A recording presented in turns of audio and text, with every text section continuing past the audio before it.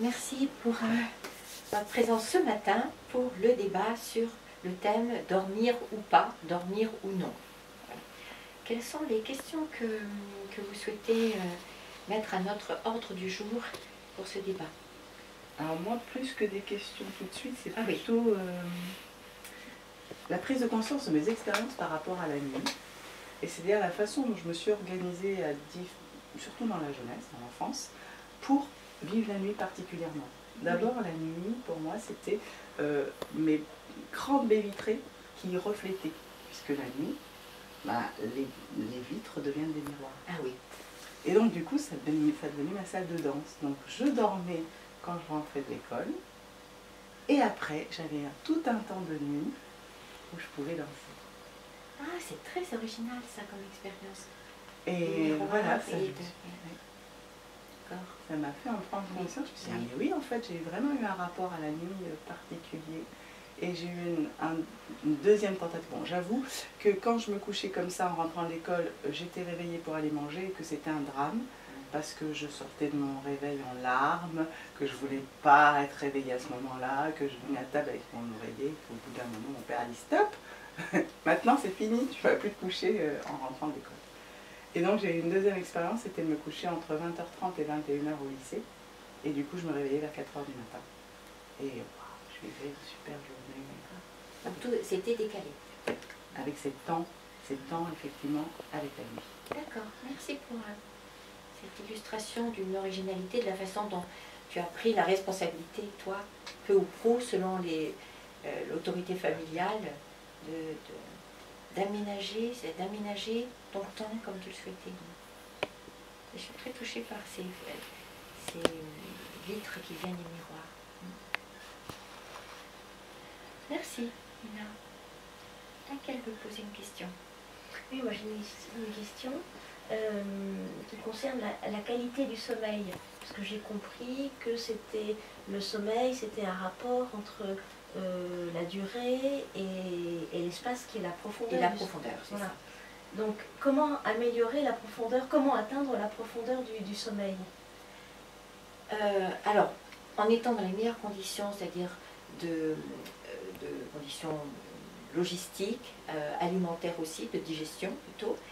Et ensuite, c'est vraiment ce sur quoi j'ai voulu insister, sur la confiance que nous pouvons faire dans la sécurité, sur cette traversée de quelque chose, de zones qui peuvent nous intimider parce qu'il y a les rêves, les cauchemars, les terreurs, et aussi parce qu'il y a toujours cette proximité d'expérience entre probablement lâcher prise, faire confiance, et prendre le risque de ne pas se réveiller, ce qui reste la pire crainte sans doute. Et donc, pour que la profondeur soit satisfaisante et maximum, ça suppose de passer du sommeil léger au sommeil profond et du sommeil rapide au sommeil lent. Quelque chose qui dit vraiment l'aptitude à passer dans des ondes cérébrales particulières. Voilà. C'est une histoire d'ondes cérébrales qui ne sont pas les mêmes selon on est dans rapide ou lent ou dans profond ou léger. Est-ce que ça j'ai répondu à votre question? Donc j'aurais pu passer plus de temps sur ces ondes, mais ça n'avait pas beaucoup d'intérêt pour nous dans la réalité de notre façon d'apprivoiser notre sommeil, parce qu'il s'agit vraiment là de repérer ce qui nous permet d'être en sécurité. Par exemple, j'ai bien sûr pas l'épreuve, mais l'attestation de ça, mais pour des personnes anxieuses ou des personnes qui sont plutôt du type obsessionnel, c'est avoir déjà une représentation de la journée qui vient, c'est-à-dire d'avoir déjà son plan de vol pour le lendemain. Ça, c'est quelque chose. Pour certaines personnes, et j'ai vu aussi pour des enfants, c'est d'avoir déjà préparé le cartable ou d'avoir préparé les vêtements.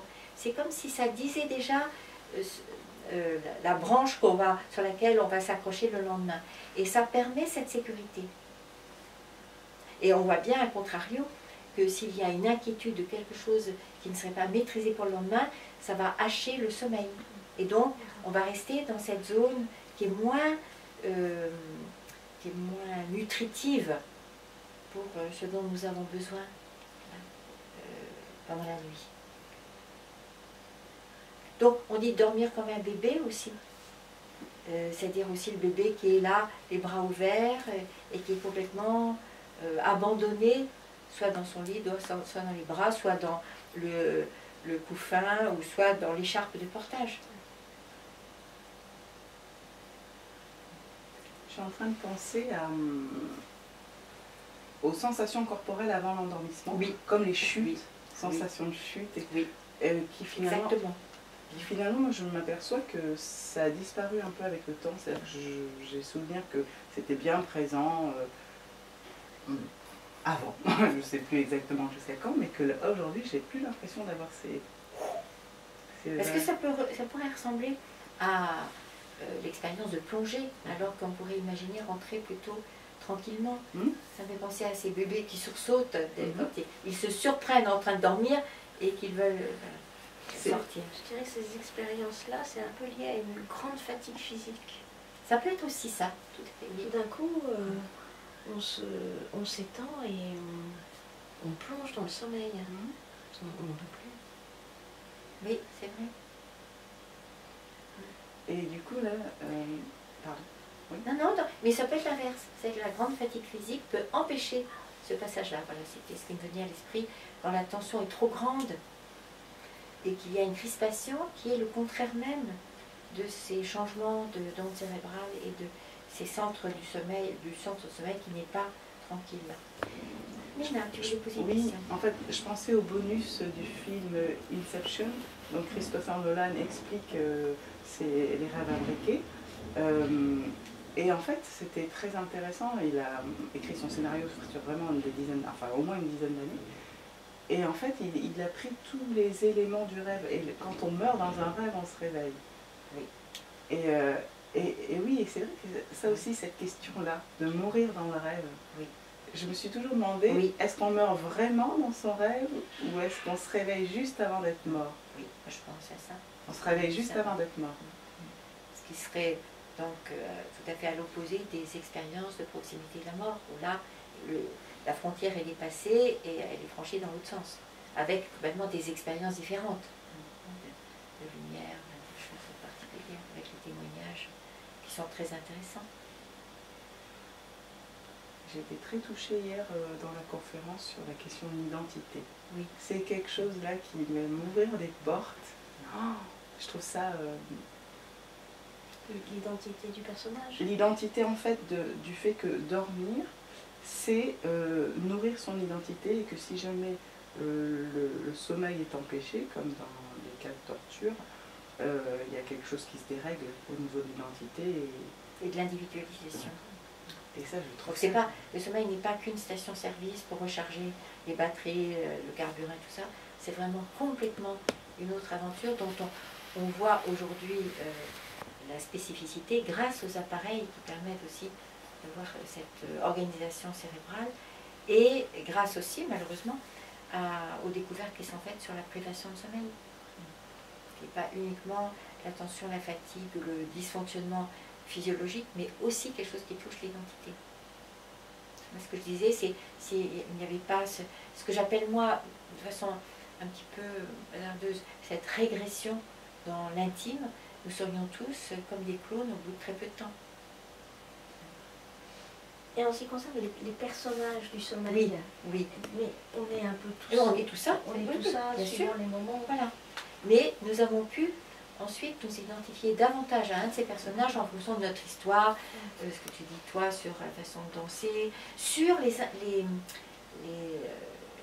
les pressions, soit familiales, parentales, familiales, culturelles, médicales, qui nous feraient rentrer dans la croyance que la santé, ça serait d'abord la soumission à ces impératifs, dormir 8 heures, dormir à telle heure, etc. Et ce que tu dis bien, c'est que tu aurais mieux dormi au retour de l'école et qu'ensuite tu aurais retrouvé une liberté, comme Christiane Taubira le dit aussi, c'est ce moment où nous pouvons n'en faire qu'à notre tête. Mais ce n'est pas du tout la liberté que nous avons eue enfant.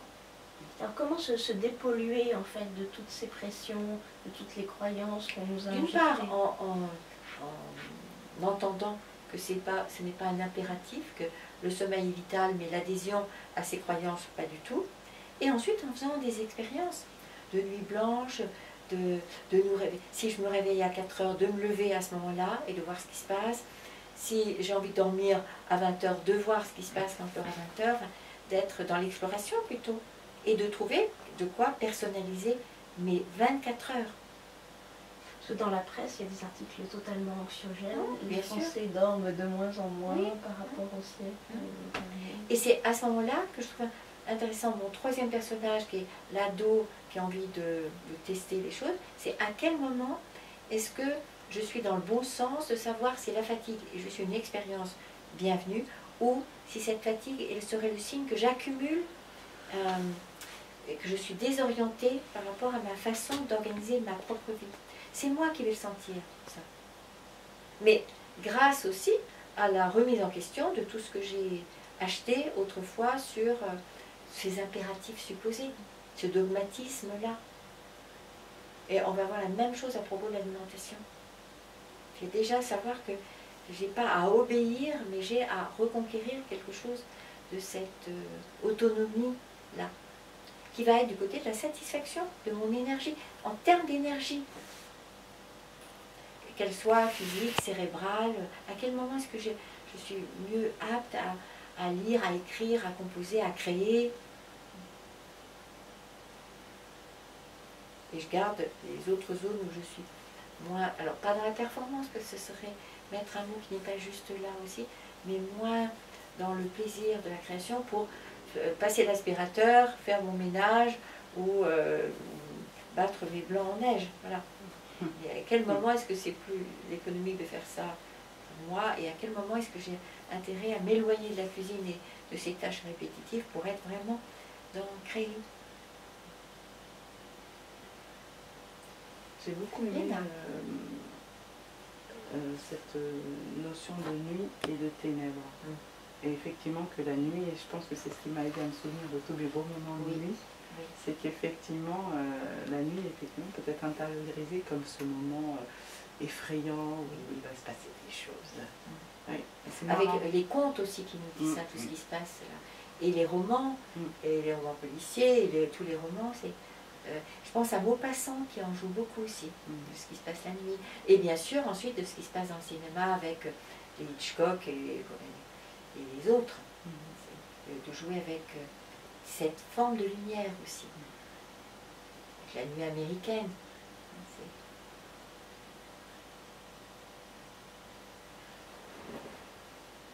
Autre question. Oui. Donc là, bien sûr, on est sur le cycle du quotidien, donc c'est normal qu'on parle des 24 heures, mais c'est aussi,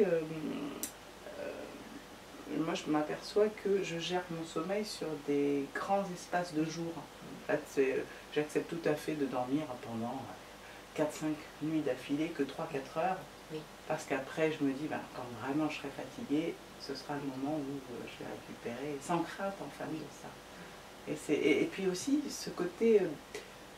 même si, moi c'est plutôt les yeux qui peuvent tirer un peu, mais sans avoir de peur de mon niveau de concentration, de niveau voilà, j'accepte d'avoir un manque de sommeil et j'en fais pas un handicap pour vivre ma journée. Mais ton premier signe, c'est quand même quelque chose qui avance les yeux, qui brûlent, enfin le marchand de sable, qui fait que les yeux brûlent un peu, plutôt qu'un déficit de concentration et d'attention.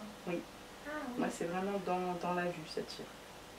Est-ce que tu es attentive à ça, par exemple, quand tu sais que tu vas prendre le volant? Je ne conduis pas. Mais pour le vélo, oui, je fais attention. Parce que moi, je vois bien que c'est quelque chose qui a ses symptômes. Je me dis, là, il n'est pas question que je me mette au volant. Parce que je peux tout à fait continuer à avoir une attention, une tension, mais je ne prendrai pas la voiture. Là, je me dis, il y a quelque chose, c'est la route normale bien, mais s'il y avait quoi que ce soit, j'imaginerais, je perdrais une fraction de seconde de réflexe. Moi, je redouble de vigilance dans les escaliers. Ah oui, par exemple. C'est l'équivalent de la voiture. C'est là que la peur de louper la marche, je suis très attentive. Je n'ai pas abordé hier la question on a parlé de la sieste, mais de la grasse matinée. C'est débattu encore. Je pense que de ma propre initiative, je la réserverai plutôt à ces ados qui ont besoin quand même de récupérer comme ça, mais je ne crois pas vraiment à la récupération de la grasse matinée du dimanche matin. Je ne suis pas sûre que ça n'aille pas plutôt du côté des symptômes de l'hypersomnie, quelque chose qui serait trop et pas forcément réparateur, pas satisfaisant. Et surtout, d'autant moins satisfaisant qu'elle serait assortie de la croyance que ça va venir gommer les abus d'avant, alors je ne crois pas à ça du tout. Si j'ai été au-delà d'une limite à laquelle je faisais référence hier sur ces ados que nous sommes restés, nous avons aussi à savoir qu'il y a des défis, enfin il y a des excès qui ne vont pas être gommés, notamment sur la qualité des ondes cérébrales. Je crois à ça. D'où l'intérêt de ce que tu dis, Léna, sur les yeux qui brûlent, peuvent être une bonne indication. À quoi est-ce que je reconnais que j'ai sommeil? Et ça va être troublé ou non, selon ce qui s'est passé enfant. Est-ce qu'on nous dit, mais si tu dois dormir, au lieu de dire, tu peux être dans ta chambre, et voilà, tu peux lire jusqu'à ce que tu sentes tel et tel symptôme, ce que fait Jeannette Bouton dans son livre sur le sommeil des enfants. Et nous, aussi pour des raisons d'appartenance sociale, nous avons nié les signes du passage du train, au risque quelquefois que le train boude un peu. Il va passer à la gare, mais sans s'arrêter, parce que nous l'avons un peu traité par le mépris. Et, voilà. Et donc, je me souviens d'un moment, c'était un de mes enfants à qui j'avais tenté d'expliquer un petit peu ça, le passage du sommeil, et qu'il n'avait pas à dormir quand moi j'avais besoin d'être tranquille, mais il avait à dormir quand le train passait. Et je me souviens très très bien, un jour c'était à table, et il était vraiment en train de sentir ça, et pourtant on était dans une discussion intéressante, et il avait dit, maintenant c'est le train du sommeil, je vais me coucher.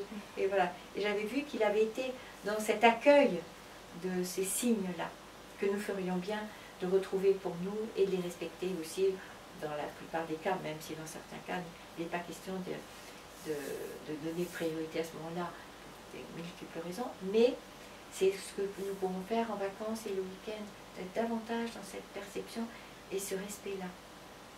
Et assez étonnamment, je m'aperçois que j'accueille avec beaucoup plus de joie le train du sommeil pour la sieste que pour la nuit. Oui, belle réflexion là. Là, oui. Quand je dis, j'ai envie de faire une sieste, je suis oui, dans l'accueil. Dans l'accueil, beaucoup plus que le moment du coucher le soir. Savoir, pour moi, avec la confirmation de la peur de lâcher pour une période plus longue, même si c'est toutes les heures et demie. J'ai une question sur le décalage. C'est-à-dire que quand on se décale, genre 3-4 heures du matin, on se couche, on se lève à midi, et qu'on fait ça tout le temps, est-ce qu'au niveau des ondes cérébrales, est-ce que l'organisme fait avec, s'habitue et finit par... Non, je pense que si c'est régulier, l'organisme et le cerveau s'est mis dans une autre forme de pilotage. Là, ce qui serait plus inquiétant et on le voit plus fatigant, ce sont les travaux, enfin les activités postées, et le poste change. C'est-à-dire que pendant une période, je pense à une belle fille qui travaille la nuit aussi, mais ça change. Elle fait quelquefois le week-end, elle travaille ensuite la journée, ensuite de nouveau la nuit, et pour moi c'est vraiment quelque chose qui vient perturber toute cette horlogerie-là, à la fois bien sûr du cerveau, des sécrétions, et je vois bien que son corps réagit à ce moment-là, à ce désordre, mais qui n'est pas institutionnalisé, qui est trop variable, avec en plus des activités très exigeantes la nuit. La responsabilité d'un service, d'avoir forcément dans le service quelqu'un qui va être absent, donc ça suppose une plus grande vigilance aussi. Voilà.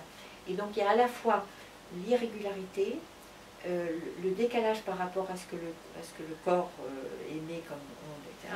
Et ensuite le grand stress de l'activité avec le courroux contre ceux qui sont supposés organiser et qui ne le font pas. Mais j'aime bien ta question, Lina. Ce qui est différent maman de jeunes enfants qui va être réveillée plus fréquemment, mais ce n'est pas le même contexte. Elle a plus aussi d'autonomie par rapport aux conditions de toutes ces nuits hachées. Je sais de quoi je parle parce qu'il y a eu plusieurs années où effectivement j'avais pas de nuit ronde, mais ça m'a pas, ça m'a pas perturbée sur le fond. Je suis sûre de ça. Une autre observation? La sieste aussi. La sieste? Oui, mais la sieste, du coup, que je vis, moi, parfois, juste le moment où je m'endors. C'est-à-dire que je me réveille juste après m'être endormie, et je trouve ça suffisant. Ah oui. Tu veux dire, tu vérifies que ça prend combien de temps? Je sens que je m'endors. Oui. Et j'ai l'impression que je viens juste... En fait, parce que je calibre dans ma tête que ça va durer un quart d'heure. Mais que parfois, je mets 14 minutes à m'endormir. Donc du coup, sans réveil. Du coup, je me réveille 15 minutes. Donc je me suis endormie et hop, je sors de... Et justement, je me dis, parce que je veux pas ce côté... Oui, cotonneux oui, après. Oui. Donc, et je me dis, bah, alors peut-être que juste s'endormir, c'est bien. Oui. Oui. C'est pour ça que je reprenais l'image hier du ressort qui est trop tendu et juste, voilà, il est relâché et il retrouve quelque chose. Ça peut être ça, c'est d'avoir décroché. Et après des siestes de 20 minutes, à chaque fois, à la 20e minute, quand je me réveille, je crois que c'est le matin. Oui, oui, oui. Ou vous pouvez avoir une fraction de seconde de désorientation, non pas spatiale, mais temporelle. Oui, c'est le matin, j'ai rien. Non, c'est pas le matin. Mais c'est fascinant ces moments-là. Sur tout ce qui se passe où nous pensons que ça ne se passe pas alors que ça peut se passer. Ah oui, tout à fait. Tout ce qui concerne justement avant-après le sommeil. C'est-à-dire les états d'avant et d'après. C'est-à-dire qu'on ne dort pas, mais pourtant il y a déjà quelque chose qui est tout nuageux. Tout... Oui, onde alpha. Ça. Ah, c'est onde alpha, d'accord. Ok. On passe de bêta, alpha et après gamma. Au moment du réveil, on est en alpha. Non, parce que on est supposé se réveiller à la fin du sommeil paradoxal et là, on a de nouveau été dans les ondes bêta. Et on est dans quel état tout dépend. Si on se réveille à la fin, là, on va retrouver les bêta. Enfin, ça va être une sortie particulière. Alors là, on a bêta, gamma, c'est une autre forme d'onde. Je suis plus sûre. Et on va retrouver cet état de conscience avec, je l'espère pour chacun de nous, le moment où c'est agréable d'en sortir. Parce que la vie nous appelle pour d'autres aventures. Ce qui est plus troublant, mais souvent majoré par le fait d'avoir été réveillé par un tel matin, c'est alors d'être désorienté complètement et de sentir qu'on n'a pas bouclé quelque chose, qu'on n'est pas dans cette disponibilité pour l'aventure de la journée. Et le simulateur d'aube, oui, ça peut être une aide, oui. Ça peut aider à ne pas rompre oui. Et ça peut aider notre inconscient aussi à rendre les choses plus douces. Oui, oui. C'est une bonne option. Et la mauvaise humeur systématique du réveil. C'est-à-dire, par exemple, ne pas vouloir parler pendant une heure environ. C'est souvent des personnes qui ont une petite fragilité hépatique, ça. Et là, c'est intéressant de voir l'organisation des différents organes sur 24 heures. Et ça peut être ça. Et c'est souvent lié aux personnes qui ne supportent pas de rentrer dans l'appartenance sociale, etc., sans avoir pris un petit déjeuner. Et ça, c'est très intéressant aussi dans la médecine chinoise. Il y a ceux qui ont intérêt à attendre 14 heures pour s'alimenter, mais d'autres, alors est-ce l'habitude aussi culturelle, sociale, ou est-ce que c'est vraiment quelque chose qui a à voir avec les sécrétions? C'est intéressant d'en débattre, mais je pense que ce qui est cruel, vraiment, et contre-productif, c'est d'obliger les enfants à prendre un petit déjeuner le matin, au lieu de disponible et de voir ce qui se passe. Mais jamais, jamais, jamais faire pression. Mais ça, on voit bien en médecine chinoise. C'était un combat terrible. Oui. Comme là aussi, on est dans du dogme. Au lieu de mettre quelques noisettes dans la poche de l'enfant, si il a envie, mais jamais, jamais, jamais. Et plutôt encourager à sentir ce qui se passe. Et à faire ce jeûne partiel, c'est-à-dire d'attendre l'après-midi. Merci à chacune. Merci. Ça permet de... Toi, ça t'a permis de témoigner, Léna, et de poser d'autres questions sur lesquelles je n'étais pas suffisamment revenue.